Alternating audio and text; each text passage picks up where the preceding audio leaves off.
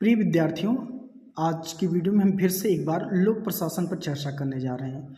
लोक प्रशासन, यदि आप टीजीटी पीजीटी की तैयारी कर रहे हैं तो इससे बहुत सारे प्रश्न बनते हैं कि अगर जो हम 2016 का जो टीजीटी और पीजीटी का एग्ज़ाम हुआ था, पॉलिटिकल साइंस यानी कि नागरिक शास्त्र सिविक्स जिन लोगों ने सब्जेक्ट ले रखा था, तो मैं आपसे बताऊं उससे 16 प्रश्न लोक प्रशासन से पूछे गए थे 2016 में। तो आप समझ सकते हैं कि लोक प्रशासन कितना महत्वपूर्ण है। और साथ ही जो पॉलिटिकल साइंस यानी कि राजनीति विज्ञान विद्यार्थी ले रखे हैं, उनको तो लोक प्रशासन पढ़ना ही पढ़ना होता है। तो आप समझ पा रहे हैं कि कितना महत्वपूर्ण चैप्टर है। मैं पिछले 4 वीडियो को बना करके इस पर अपलोड कर चुका हूँ। लोक प्रशासन से जो प्रश्न पूछे जाते हैं और बहुत ही आसान सी भाषा में आपको समझाने का प्रयास किया हूँ। तो अगर जो वीडियो आप ना देखे हों तो डिस्क्रिप्शन में उसका लिंक मिल जाएगा, तो जा करके आप लोग देख सकते हैं। बड़ा छोटा सा वीडियो है, 6 मिनट का 7 मिनट का, तो उसमें सारी चीज़ें आपको समझ में आ जाएगी। तो बिना समय गंवाते हुए आज की वीडियो का हम सेशन शुरू करते हैं। तो यहाँ पर कह रहा है लेसन 5 जो है वो है लोक प्रशासन एवं निजी प्रशासन।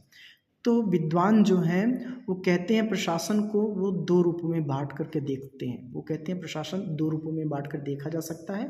पहला उन्होंने रखा लोक प्रशासन और दूसरा निजी प्रशासन।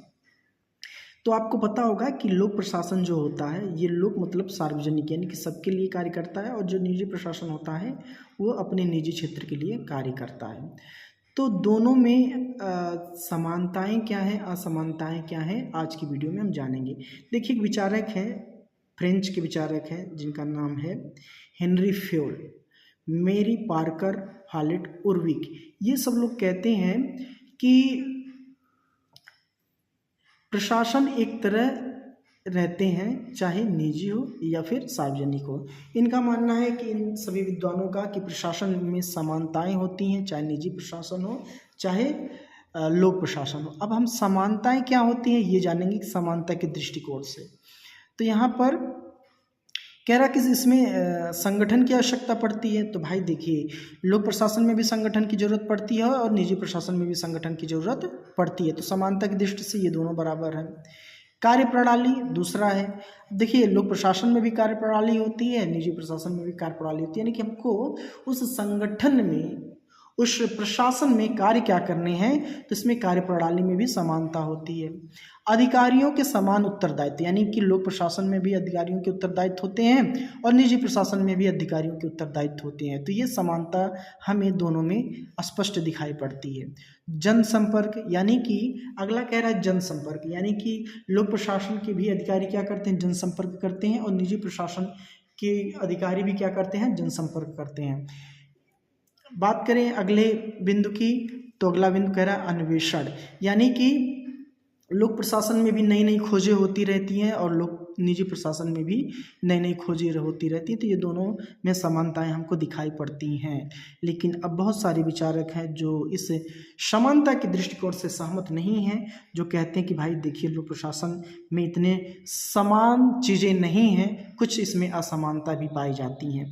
तो असमानता का दृष्टिकोण बताते हुए कौन कौन से विद्वान क्या कहते हैं, देखिए, असमानता का दृष्टिकोण प्रोफेसर हर्बर्ट साइमन कहते हैं, सामान्य व्यक्तियों की दृष्टि में सार्वजनिक प्रशासन राजनीति से परिपूर्ण नौकरशाही और लाल फीताशाही वाला होता है, जबकि निजी प्रशासन राजनीति शून्य और चुस्ती से काम करने वाला होता है। ये साइमन की परिभाषा, बहुत बढ़िया परिभाषा उसने दिया है। ये कहते हैं कि भाई देखिए, जो लोक प्रशासन होता है यानी जो सार्वजनिक प्रशासन होता है, ये किससे प्रेरित होता है, राजनीति से प्रेरित होता है, राजनीति से भरपूर होता है। और इसमें नौकरशाही, यानी कि जो बड़े बड़े अधिकारी होते हैं वो क्या करते हैं, अपनी मनमानी करते हैं, और काम में ये क्या होते हैं, बहुत सुस्त होते हैं लोक प्रशासन के अधिकारी। जबकि निजी प्रशासन में राजनीति नहीं होती है, राजनीति शून्य होती है, और ये लोग चुस्ती से काम करते हैं, बहुत तेजी के साथ काम करते हैं। यानी कि कौन, निजी प्रशासन वाले। तो ये हर्बर्ट साइमन की परिभाषा आपको याद रखनी होगी। अब हम लाभ की बात करें, तो लाभ की बात में कह रहा है कि निजी प्रशासन में व्यक्तिगत लाभ की बात करते हैं और सेवा की भावना। अगला कह रहा है निग्रो के अनुसार जनता के लिए की जाने वाली सेवाएं लोक प्रशासन का वास्तविक हृदय होती हैं। बड़ा प्यारा परिभाषा इन्होंने दिया है कि जो चीज़ें जनता के लिए की जाए, जनता की सेवा के लिए की जाए, लोक प्रशासन का वही वास्तविक हृदय है। यदि लोक प्रशासन ऐसा कर पाता है तो सचमुच वो ऐसा कार्य लोक के हित में करना चाहिए उसको। अब इसमें कह रहा है सार्वजनिक उत्तरदायित्व, यानी कि लोक प्रशासन में जो उत्तरदायित्व होते हैं, जो जिम्मेदारियां होती हैं, वो सबके लिए होती हैं, जबकि निजी प्रशासन में ऐसा नहीं होता है। निजी प्रशासन में निजी क्षेत्र में लोगों की जिम्मेदारी होती है, प्रशासन की जिम्मेदारी होती है, लेकिन सार्वजनिक क्षेत्र में एक जिले का जो डीएम होता है उसकी जिम्मेदारी पूरे ज़िले के लोगों के लिए होती है। जो सरकारें होती हैं उसकी जिम्मेदारी पूरे देश के लिए होती है। राज्य की सरकार, उसकी सारी जिम्मेदारी राज्य के लिए होती है। लेकिन अगर जो हम एक कंपनी की बात करें, किसी भी कंपनी को आप ले लीजिए, तो कंपनी सिर्फ और सिर्फ अपने निजी क्षेत्र के लिए उत्तरदायी होती है। एकाधिकार की दृष्टि से, यानी कि जो निजी क्षेत्र होता है उसमें एकाधिकार होता है, किसी विशेष वर्ग के हाथ में चीज़ें रहती हैं।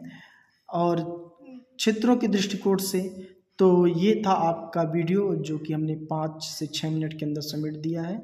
आशा करता हूँ कि आपको वीडियो समझ में आया होगा। लोक प्रशासन और निजी प्रशासन में ये असमानता थी और समानता।